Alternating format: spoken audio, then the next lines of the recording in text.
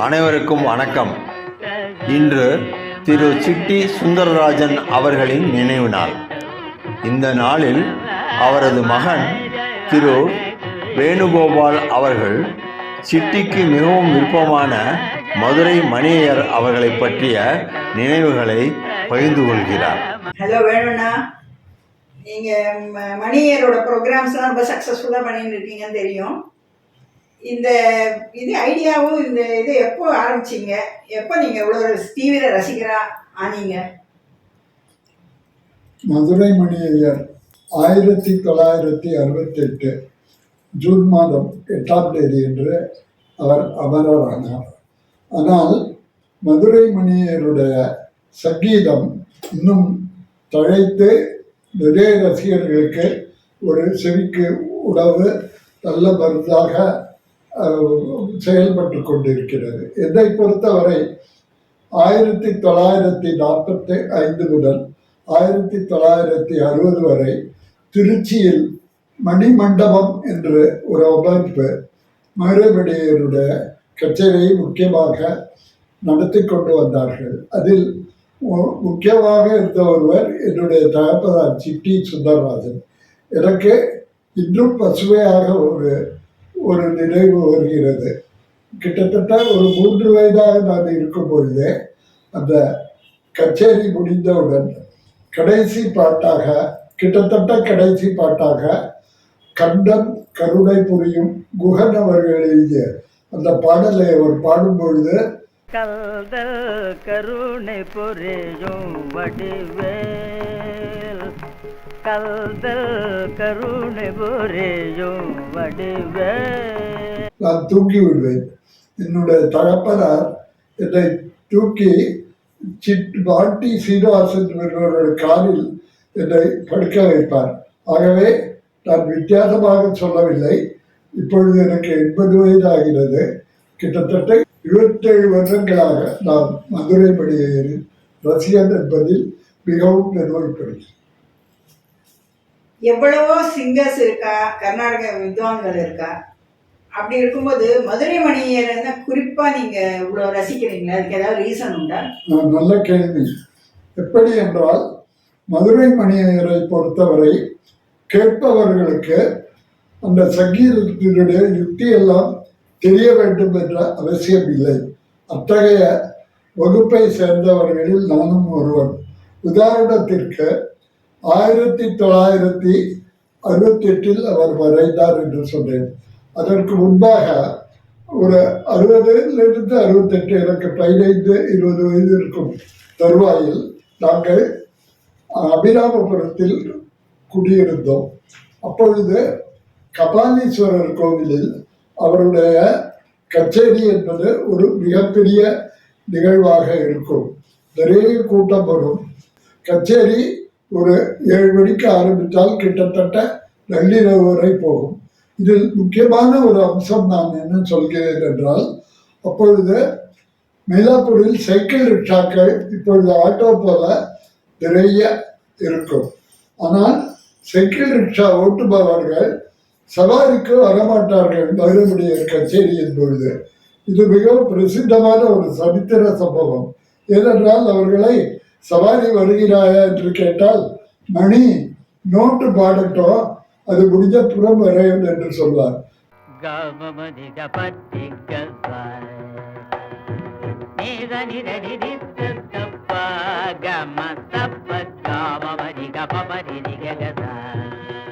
நாங்கள் ஒரு 10 பேருக்கு மேல் அந்த கச்சேரிக்கு சென்று விட்டு அவர் நோட்டு பாடும் பொழுது டான்ஸ் எல்லாம் ஆடி இருக்கிறோம்.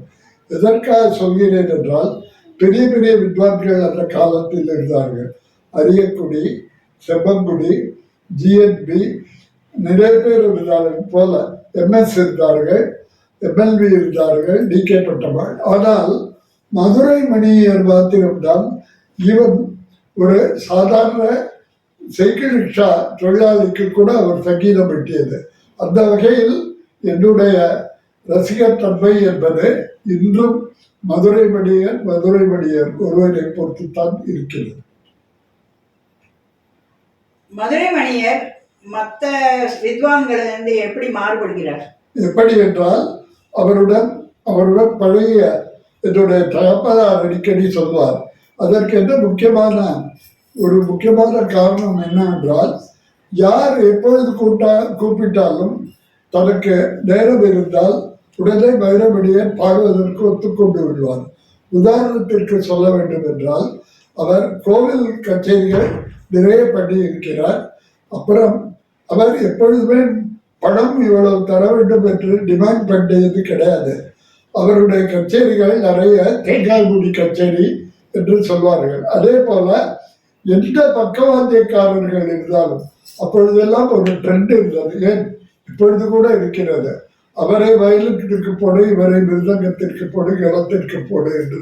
ஆனால் மதுரைமணியர் பொறுத்தவரையிலும் யார் வந்து வாசித்தாலும் எப்படி இருந்தாலும் அவர் பாடுவதற்கு தயாராக இருந்தார். அவ்வகையில் அவர் ரொம்பவும் சிம்பிளாகவும் இருந்தார். யார் வேண்டுமானாலும் அவருடைய வீடு பொழுது நாகேஸ்வரரை பார்க்க இப்பொழுது தளிகை இருக்கிறது, அதற்கு பக்கத்தில் இருந்தது. யார் வேண்டுமானாலும் எப்பொழுது வேண்டுமானாலும் அவரிடம் போய் பார்க்கலாம். அத்தகையதொரு மகோன்னதமான பெரிய மனிதர் மதுரைமணியர். இவ்வளவு ரசிச்சு இவ்வளவு சொல்றீங்களே, நீங்க அவரோட கச்சேரிலாம் நேரில் கேட்டிருக்கீங்களா? நிறைய கேட்டிருக்கிறேன். உதாரணத்திற்கு சொல்ல வேண்டும் என்றால், அவருடன் வாசிக்கும் பொழுது திருவாலங்காடு சுந்தரேசையர் என்று ஒரு பெரிய வயலின் வித்வான் இருந்தார். அப்பொழுது நாங்கள் எல்லாரும் கத்துவோம், ஒரு கச்சேரி முடியும் தருவாயாக இருக்கிறது என்று. எப்போ வருவாரோ என்ற பாடல் சிதம்பரம் நடராஜனை பற்றியது. அதை என்று கேட்போம். எப்போ வருவாரோ, எப்போ வருவாரோ. அப்பொழுது திருவாலங்காடு சுந்தரேசையர் அவர்கள் சொல்வார், இருங்கள், மிகவும் பொறுமையா இருந்தால் கண்டிப்பாக வருவார் என்று சொல்வார். எதற்காக இதை சொல்லுகிறேன் என்றால், அவ்வாறு அவர் சொல்வதற்கு ஏற்ப எல்லாரும் ரசிகர்கள், நான் குறைத்து மதிப்பிடவில்லை, கடைசி வரையிலும் அவர் மங்களம் பாடும் வரையிலும் இருந்து பிறகுதான் சினிமா பார்ப்பது போல இருந்து பார்த்து கேட்டுவிட்டு தான் செல்வார்கள். மதுரைமணி எந்த விதத்துல உங்க எல்லாரையுமே கவர்ந்திருக்காருன்னு சொல்ல முடியுமா? எதற்காக என்றால், அவருடைய வாய்ஸ் மாத்திரம் இல்லை, அவருடைய ஸ்ருதி சுத்தம். இன்னொன்று, ஒரு முறை அவர் மற்ற இவர்களையும் வித்வான்களையும் ரொம்ப மதிப்பவர். அதற்கு உதாரணமாக சொல்ல வேண்டும் என்றால், அவரும் ஜிஎன்பி மிகப்பெரிய வித்வான் அந்த நாளில். இவரை போலவே ஈக்குவலான ஃபேமுடன் இருந்தவர். அவரும் இவரும் உற்ற நண்பர்கள். அவர்கள் அடிக்கடி அந்த நாகேஸ்வரா பார்க்கில் சந்தித்து பேசிக்கொள்வார்கள். ஒரு முறை கோகலையால், இது வந்து ஒரு 1950-60 நடந்த நிஜமான சம்பவம். ஒரு முறை அவர் ஒரு பாட்டு பாடிக்கொண்டிருந்தார், வாசுதேவ எனதி என்ற கல்யாணி ராக பாட்டு. அவர் பாடிக்கொண்டிருக்கும் பொழுது திடீரென்று கூட்டத்திலிருந்து ஒன்சுமோர் என்று சத்தம் கேட்கிறது. அப்பொழுது அவருக்கு பக்கத்தில் இருந்த அந்த வயலின் வித்வானிடம் யார் என்று கேட்கிறார் அவர். உடனே அவர் காதில் சொல்கிறார், மதுரைமணியர் தான் என்று. மறுநாள் காலை அவர்கள் இருவரும் நாகேஸ்வரா பார்க்கில் சந்திக்கிறார்கள். அப்பொழுது பாலு என்றுதான் இவர் அவரை கூப்பிடுவார், அவர் இவரை மணி என்று கூப்பிடுவார். பாலு நேற்று வாசுதேவ பிச்சு வருவார் என்றார். அப்பொழுது பாலு சொல்கிறார் அவரிடம், ஆமாம், நீ பாடியும் நான் கேட்டிருக்கிறேன், ஆனால் ஒன்றளவுக்கு பாட முடியவில்லை. பிறகு சொல்கிறார், மறுபடி இனிமேல் இந்த பாட்டு உன்னுடைய பிராண்ட் என்று. அந்த அளவிற்கு எல்லாரையும் ஈக்குவலாக மதித்த ஒரு மனிதன் என்பதை அறிந்து கொண்டதால் எங்களுக்கெல்லாம் அவர் மேல் ரொம்பவும் மதிப்பும் மரியாதையும் நிறைய ஜாஸ்தி. எம்எம்ஐ as a man, அதை பற்றி கொஞ்சம் சொல்லுங்களேன். எம்எம்ஐ as a man எப்படி என்றால், அவர் அவருடைய வாழ்க்கையில் திருமணமே செய்து கொள்ளவில்லை. அவருடைய தெய்வம் என்று சொன்னால் அவருடைய அம்மா தான். உதாரணத்திற்கு ஒரு முறை அவர் மாயவரத்தில் இருக்கும் பொழுது அவரை பிரபல நாதஸ்வர வித்வான் T.N. ராஜரத்ன பிள்ளை அவர்கள் அவர் கார் வைத்துக் கொண்டிருந்தார். அவர் இவரை ஒரு கச்சேரிக்கு அழைத்து செல்கிறார். பாதி தூரம் போனவுடன் இந்த ஒரு 5 நிமிஷம் திருப்பி வீட்டுக்கு போய்விட்டு வந்து விட வேண்டும். ஏனென்றால் அவருடைய அம்மாவை வணங்காமல் வந்து விட்டார் அவர். அதனால் அவர் அம்மாவை வணங்கி விட்டுத்தான் சொன்னார். ஆனால் அவர் போற்றியது ஃபுல்லாக T.S. வேம்பு ஐயர் அவருடன் நிழலாக இருந்த அவருடைய மச்சினர். அவருடைய மகன்தான் அவருக்கு பிற்காலத்தில் அவருடைய லெஜெண்ட் டிசைபிளான டி.வி. நாராயணனுடைய தகப்பனார். அந்த குடும்பத்தை முழுவதுமாக போற்றி அவர்களுக்கு எல்லா விதமான உதவிகளையும் செய்தவர் மதுரை மணியர். அந்த வழியில் அவர் ஒரு தியாகசீலர் என்று சொல்ல வேண்டும். அசபான் மதுரை மணியர் போன்ற ஒரு மகோதர மனிதரை பார்ப்பது மிகவும் அரிது. நீங்க மதுரை மணியரை பத்தி இவ்வளவு சிலாகிச்சு சொல்லிட்டு இருக்கீங்க. அந்த லிசனிங் செஷன் ஒண்ணு நடத்துறீங்களாமே, அதை பத்தி கொஞ்சம் சொல்லுங்க.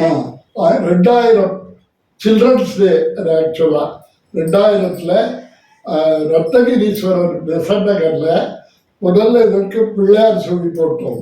அப்பொழுது அவருடைய அவரும் ரோகிணி நட்சத்திரம். இதில் ஒரே ஒரு பொருத்தம் என்னவென்றால் நானும் ரோகிணி நட்சத்திரம். நான் பாடினால் ஜனகணமதான் பாடுவேன். அன்றைக்கு ஆரம்பித்த அந்த அந்த நிகழ்வில் சங்கர் நாராயணனை பாட அழைத்திருந்தோம். சங்கர் நாராயணன் பாடினார். பிற்பாடு குகன் என்ற கண்டற்கரை புரியும் பாடல் எழுதிய குகனுடைய மருமகன் தண்டு என்கிற குப்புசாமி அவர்கள் வீட்டில் 2010 ஒரு நல்ல மழை பொழுதில் முதலில் நாங்கள் மதுரை மணியில் லிசனிங் ஆரம்பித்தோம். இன்றோடு இதற்கு 15 வருஷம் முடிகிறது. அப்பொழுது அதற்கு நிறைய பேர் வந்திருந்தார்கள். இதில் மறக்க முடியாத சம்பவம் என்னவென்றால் சாருகேசி என்ற பெரிய எழுத்தாளர் இதை பற்றி ஹிந்துவில் எழுதி எங்களுக்கு நிறைய அன்பர்கள் எங்களுக்கு பதில் போட்டார்கள். இதைத் தொடர்ந்து நாங்கள் PSI ஸ்கூலில் அவருடைய லிசனிங் செஷனை 2 மாதங்களுக்கு ஒரு முறை நடந்து, முக்கியமாக ஜனவரியில் நடத்துவோம். ஏனென்றால் 26ஆம் தேதி ஜனவரி குடியரசு தினத்தை மதுரை மணியருடன் தொடர்பு படுத்தி நடத்துவோம். ஏனென்றால் மணிமண்டபம் குழுவில் மதுரை மணியருக்கு காந்தி என்று பெயர், அதே போல் எங்கள் தகப்பனாருக்கு ராஜாஜி என்று பெயர். பிற்பாடு ஒரு 2 மாதத்திற்கு ஒரு முறை நடத்துவோம். அவருடைய 57வது மெமோரியல் டே. பிற்பாடு அக்டோபர் 25 வாக்கில் நவம்பர் அவருடைய தேதி நட்சத்திரங்களில் நாங்கள் PSI ஸ்கூலில் அதற்கு ஒரு தனித்துவம் இருக்கிறது. என்னென்றால் PSI ஸ்கூலில் தான் மியூசிக் அகாடமி, அப்பொழுது மியூசிக் அகாடமி ரெனோவேஷனில் இருந்தது. 1959ஆம் ஆண்டு அவருக்கு சங்கீத கலாநிதி வழங்கப்பட்டது. அந்த PSI ஸ்கூலில் தான் நானும் டி.வி. சங்கர் நாராயணன் அவருடைய டிசைபிள் பகவான் சென்று படித்தோம். ஆகையால் அந்த இடத்தில் விவேகானந்தா ஹால் என்ற இடத்தில் கிட்டத்தட்ட 15 வருஷமாக நாங்கள் தொடர்ந்து இதை நடத்தி கொண்டு வருகிறோம். இதற்கு நாங்கள் பெருமையாக சொல்லிக் கொள்ளவில்லை. அவ்வப்பொழுது 100 பேர் வருவார்கள். 57 ஆண்டுகள் ஆன பின்பு மறைந்த ஒரு மகோன்னதமான மதுரை மணியருக்கு இவ்வளவு ரசிகர்கள் வருகிறார்கள் என்பது மிகவும் சரித்திர பிரசித்தி பெற்ற விஷயம். மதுரை மணியர் தியாகம் என்று வாழ்க. வணக்கம். மதுரை மணியர் லிசனிங் பற்றி சொல்லும் பொழுது என்னுடைய தகப்பனார் திரு சிட்டி சுந்தரராஜன் அவர்கள் நண்பர்கள் முன்பை சொன்னது போல் 1945 முதல் 1960 வரை ஸ்ரீராமநவமி விழா திருச்சியில் சிறப்பாக கொண்டாடுவார்கள். அப்பொழுது ஓரியண்டல் சீனிவாசன் என்ற ஒரு நண்பர் வீட்டில் ஒரு மண்டபம் அமைக்கப்பட்டு அதற்கு மணிமண்டபம் என்று பெயர் வைத்தார்கள். இவர்கள் எல்லோரும் ஒரு கிரிக்கெட் டீம் போல் கிட்டத்தட்ட 11 பேர் அந்நாளில் செயல்பட்டு வந்திருக்கிறார்கள். அதில் இவர்களுக்கு தேசப்பற்று அதிகமாக இருப்பதால் இவர்கள் அவர்களுடைய பெயரை எல்லாம் ஒரு தலைவர்களுடன் ஒப்பிடுவார்கள். முக்கியமாக மதுரை மணியர் அவருடைய குணாதிசைகளை பொறுத்து அவர் காந்தி என்று அழைக்கப்படுவார். என்னுடைய தகப்பனார் மூக்கு பெரிதாக மிகவும் பளிச்சென்று பேசுவார் என்பதுதான் அவரை ராஜாஜி என்பார்கள். இந்த டீமில் இன்னொரு சீனிவாச ஐயர் ஒருவர் உண்டு. அவர் பேர் மாட்டி சேலம் சீனிவாச ஐயர். இதே போல் அவர் நிறைய பேர் ஒரு 10-11 பேர் இருந்து அங்கே ஒரு மணிமண்டபம் என்ற பெயர் வைத்தார்கள். இப்பொழுது 2000 நாங்கள் மற்றொரு மதுரை விடியர் 11 என்று சொல்லலாம். அதில் முக்கியமாக விஷ்ணுராம் பிரசாத் அவர்தான் ஆங்கர் எங்களுக்கு. எங்களுடன் கூட திரு பார்த்தசாரதி அவர்கள் கூட இருந்து எல்லாவற்றையும் நடத்தி வருகிறார்கள். ஏஆர்எஸ் படி அவர்கள், அர்ஜுன் மற்றும் ஒரு 7-8 பேர் சேர்ந்து தான் இதை நாங்கள் நடத்தி கொண்டிருக்கிறோம். இதில் முக்கியமாக சொல்ல வேண்டிய சமாச்சாரம் பாலசுப்ரமணியம். அவர் பெயர் அவர் ஐஓபியில் ஓய்வு பெற்றவர். அவர் முதலில் ஐஐடியில் படித்து கொண்டிருக்கும் பொழுது ஒரு நாள் காலை 7:15 மணிக்கு முன்பெல்லாம் ஒரு பாடகர்களுடைய ஒலிபரப்பு நடைபெறும். அதில் ஒரு நாள் மதுரை மணியருடைய ஒலிபரப்பு நடைபெறும் பொழுது அவர் செமிஸ்டர் எக்ஸாமை விட்டு அவர் மணியர் கேட்டுவிட்டு வந்து விட்டார். அதனால் தொடர்ந்து அவரால் ஐஐடியில் படிக்க முடியாமல் பிற்பாடு அவர் விவேகானந்தா காலேஜில் பிகாம் படித்து ஐஓபியில் வேலைக்கு சேர்ந்தார். அவ்வாறு அவர் இருக்கையில் ஒரு தடவை மதுரைமணியர் எப்பொழுதும் அவர் வீடு பக்கத்திலேயே இருக்கும். அவர் வீட்டில் தவமாக கிடப்பார். எக்மூர் பாலு என்று அழைக்கப்படும் அவரிடம் இல்லாத மதுரைமணியர் கேசட்டை கிடையாது. எல்லாவற்றையும் வைத்து ஒரு யாகம் வேள்வியாக அதை பற்றி அவர் நடத்தி கொண்டு அவரிடம்தான் அவர்தான் எங்களுடைய மதுரைமணியர் சுரங்கம் என்று சொல்ல வேண்டும். 2012 அவருடைய நூற்றாண்டு. 2010 ஆரம்பித்து இன்று வரை 15 வருஷமாக பிஎஸ்ஐ ஸ்கூலில் அவருடைய எம்எம்ஐ லிசனிங் நடத்தி கொண்டு வருகிறோம். 2 மாதத்திற்கு ஒரு முறை நடத்துகிறோம். அங்கு நடத்துவதற்கு விசேஷம் என்னவென்றால் 1959ஆம் ஆண்டு பிஎஸ்ஐ ஸ்கூலில் தான் அவருக்கு சங்கீத கலாநிதி வழங்கப்பட்டது.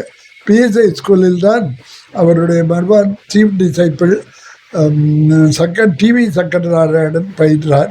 அவரும் நானும் சேர்ந்து படித்த நாள்கள் நிறைய உண்டு. 6th to 11th. இத்தகைய எங்களுடைய குழுவில் சில பேர் விட்டு போயிருக்கலாம். முக்கியமாக நான் சொன்ன நாங்கள் கோகுல் என்று இப்பொழுது ஐஆர்எஸ் படிக்கின்ற ஒரு 25 வயது மாணவன், அவன் எங்களுடன் பேபி ஆஃப் த டீம். நாங்கள் எல்லோரும் சேர்ந்து தான் இதை நடத்தி கொண்டிருக்கிறோம். அடுத்த நிகழ்ச்சி டிசம்பர் 17ஆம் தேதி 2025 பிஎஸ்சி ஸ்கூலில் நடைபெறுகிறது.